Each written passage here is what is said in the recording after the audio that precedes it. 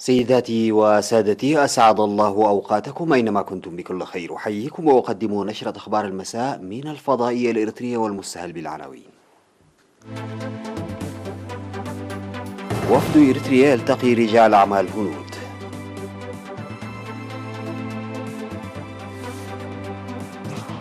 إصابة 54 مواطنا بفيروس كورونا. وزارة الزراعة توزع حوالي 170 ألف موقد أدحان تقليدي. إيران تفرج عن ناقلة نفط كوريا الجنوبية احتجزتها منذ 3 أشهر. ميركل تدعو روسيا إلى خفض قواتها، وزيلينسكي يزور الجبهة شرقي البلاد. تجدد الصدامات بين متظاهرين والشرطة في بيلفاست.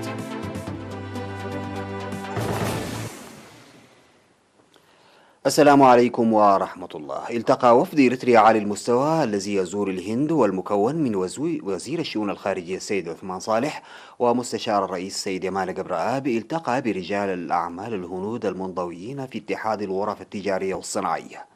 وتناول اللقاء فرص الاستثمار في إريتريا للشركات الهندية، خاصة في مجالات الطاقة والمياه والزراعة والصناعة. وأجرى وفد إريتريا لقاءات استكشافية للتعاون في معهد عموم الهند للعلوم الطبية ومعهد الأبحاث الزراعية الهندي لتطوير القدرات البشرية في مجالي الصحة والزراعة. وكان وفد إريتريا على المستوى الذي يضم وزير الشؤون الخارجية السيد عثمان صالح ومستشار الرئيس السيد يمان قبرآب قد التقى في 8 أبريل وزير خارجية الهند الدكتور سوبرامانيام جاي شانكار ومستشار الأمن الوطني شيري أجيت دوفال، وبحثا كافة جوانب التعاون الثنائي والقضايا الإقليمية والدولية ذات الاهتمام المشترك.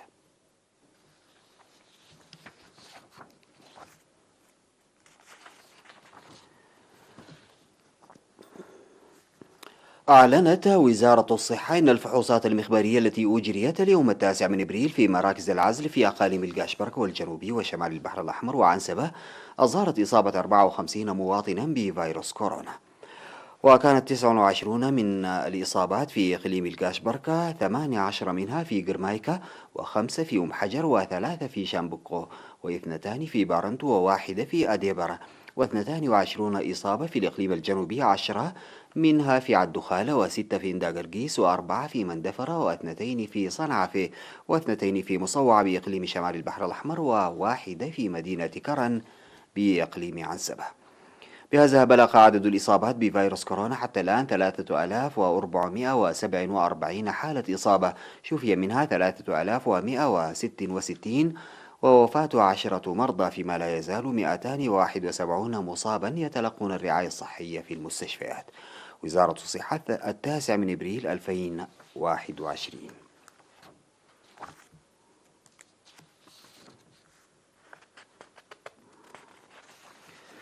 نفذت وزارة الزراعة أعمالا ناجحة فيما يتعلق بتوزيع موقد أدحانة التقليدي إلى كافة أقاليم البلاد في إطار البرامج الواسعة التي ظلت تنفذها للحفاظ على الثروات الطبيعية وتحسين معيشة المواطن. أوضح فرع العلاقات العامة للوزارة بأن موقد أدحانة التقليدي الابتكار الإريتري والفائز بجائزة دولية يسهم بفعالية في النظافة البيئية وتأمين صحة المرأة، إضافة إلى دورها البناء في اقتصاد الطاقة، وقد أنجزت ولا زالت تنجز أعمال مهمة في توسيع انتشارها. وأشارت مسؤولة وحدة التدبير المنزلي في الوزارة السيد مبرهت أبراهام إلى أنه أخذا في الاعتبار لفوائد موقد أدحانات اجتماعيا وبيئيا، ساهمت تلك الأعمال وحملات التوعية المكثفة إلى توزيع حوالي 170 ألف موقد على مستوى البلاد، لتستفيد منها حوالي 50% من الأسر الريفية. وذكرت السيدة مراد أهمية تقديم توضيحات فعالة بخصوص طرق صناعة الموقد بهدف نشره في كافة أرجاء البلاد، لذلك تم تأهيل حوالي 17 ألفا من الأمهات، وكانت إسهاماتهن عالية جدا. وتوضح السيدة لتبرهان إسحاق المقيمة في عتك ليزان إحدى الحاصلات على تدريب تصنيع الموقد بأن موقد أدحانة التقليدي له مميزات كثيرة، وساعدها التدريب الذي حصلت عليه لاكتساب فوائد جمة. وبموجب الخطة الاستراتيجية الموضوعة لوزارة الزراعة فإنه ستكتمل أعمال نشر وتوزيع الموقد إلى كافة الأسر التي يمكنها الاستفادة منه مع نهاية العام 2023. وتدعو وزارة الزراعة الجهات المعنية المساهمة بنشاط وفعالية لإنجاح البرنامج.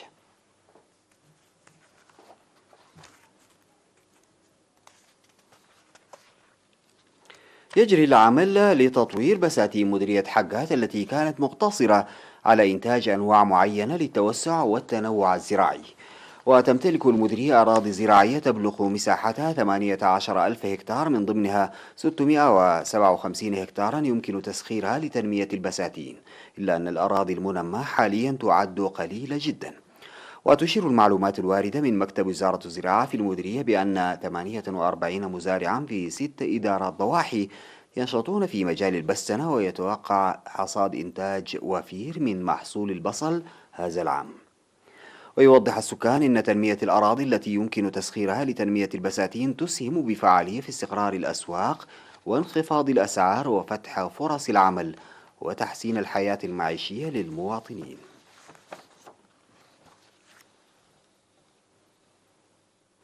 يقوم سكان عد قعبه في مديرية مندفرة بنفير لحماية التربة وحفظ المياه استعدادا لزراعة موسم الأمطار. وذكر مدير عد قعبه السيد هابتو صقاي أن حماية السد المشيد بأكثر من 1,000,000 نقفة لحل نقص المياه من الطمي يعتبر من ضمن أنشطة النفير، مشيرا إلى العمل يومين في الأسبوع في هذا النفير. وأوضح السكان بأن أنشطة حماية التربة والمياه التي يقومون بها سنويا تحقق نتائج مرضية. وقال مسؤول التنمية الاقتصادية في مديرية مندفرة سيد مأكلي تسفى ميكائيل إن مبادرة عد قعبه مثالا يحتذى به. وتبعد هذه البلدة مسافة تبلغ حوالي 10 كيلومترات إلى الشمال الغربي من مدينة مندفرة.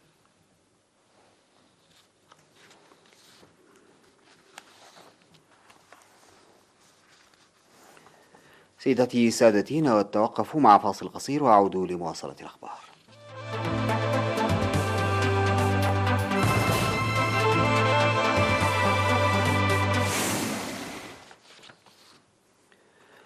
أفرجت إيران عن ناقلة نفط ترفع علم كوريا الجنوبية احتجزها الحرس الثوري مع طاقمها المكون من 20 بحارا من جنسيات عدة في مياه الخليج في يناير الماضي.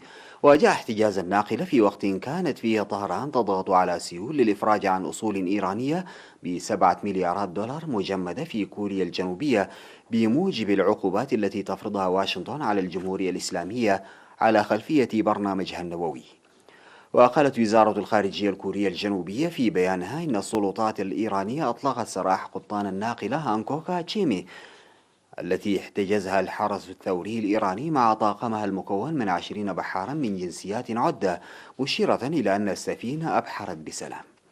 واحتجزت طهران الناقلة النفطية بتهمة انتهاكها المتكرر لقوانين البيئة البحرية، لكنها أكدت في فبراير أنها سمحت لدواعٍ إنسانية لجميع أفراد طاقم السفينة بالمغادرة باستثناء قبطانها.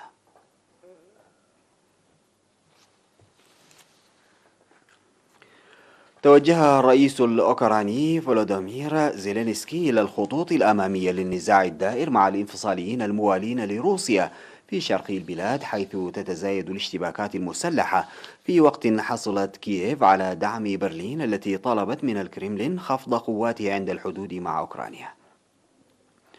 ودعت المستشارة أنجيلا ميركل الرئيس الروسي فلاديمير بوتين في محادثة هاتفية إلى خفض القوات.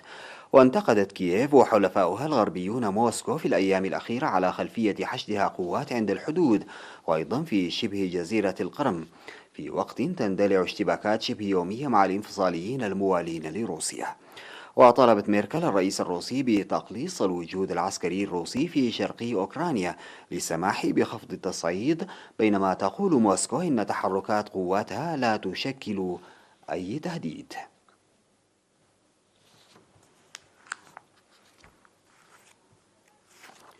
تجددت الصدامات وأعمال العنف في أيرلندا الشمالية التي تشهد اضطرابات غير مسبوقة منذ أسبوع، فقد تعرضت شرطة مكافحة الشغب في بيلفاست والتي تواجه متظاهرين جمهوريين لحجارة وزجاجات حارقة، فيما كانت تحاول منع تجمع من الوصول إلى تجمع آخر للوحدويين.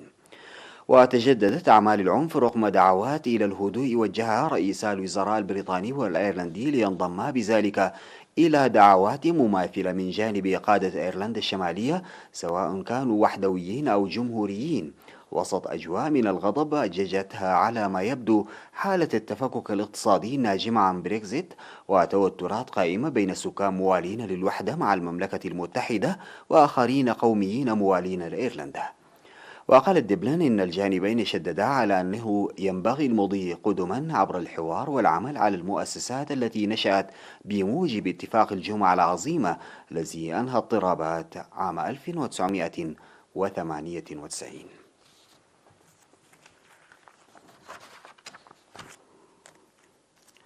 ذكرت وسائل إعلام صينية أن الخبراء يدرسون خططا لبناء قاعدة جديدة جنوب شرقي البلاد لإطلاق الصواريخ الفضائية.